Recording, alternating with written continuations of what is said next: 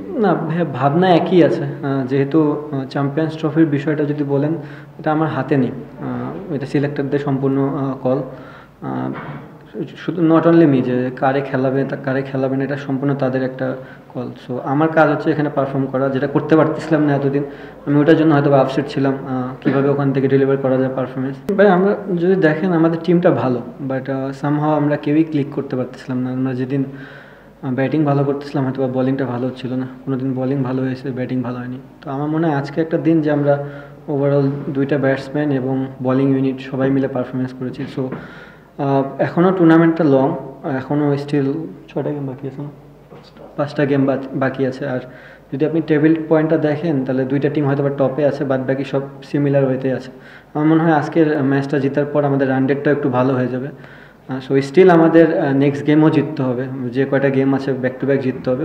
দেখেন ভাই, এটা এখন খুবই ডিফিকাল্ট বলা। আমি ওনাকে অ্যান্সার দিয়েছি যে এটা কল সম্পূর্ণ সিলেক্টরে।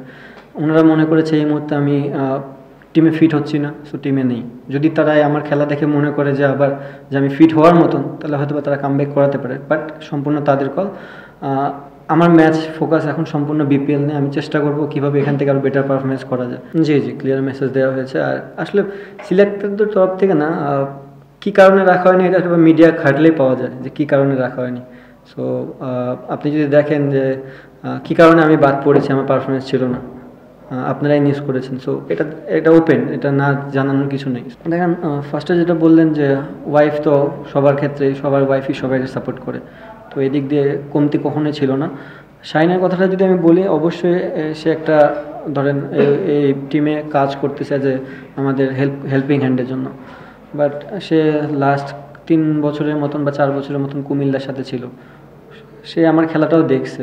জিনিসটা এমন না যে কোনো বয় দেখে যে সে খেলা বুঝবে না। যারা কন্টিনিউ প্র্যাকটিস করায় তারাও কিন্তু ছোটো ছোটো ইনফরমেশন দিতে পারে। তো আমার কাছে মনে হয়েছে ও ওইটুক ক্যাপাবল, যে একটা ব্যাটসম্যানের কোথায় মিস্টেক হইতেছে বা কী হচ্ছে, এটা থেকে আবার নিউজ বানায় না যে ও কোচ হয়ে গেছে। মানে আমি বলতেছি প্র্যাকটিক্যালি যে জিনিসটা, যে একটা মানুষ যখন প্র্যাকটিস করায় তখন ছোটো ছোটো জিনিস ধরতে পারে। তো আমার কাছে মনে হচ্ছে ও লাস্ট কয়েকদিন ধরে আমি তার সাথে প্র্যাকটিস করেছি, সে আমাকে অনেক হেল্প করছে। তো ও কয়েকটা কথাবার্তা যেটা আমার কাছে মনে হয়েছে, যেটা চেঞ্জ করলে আমার জন্য ভালো হতে পারে।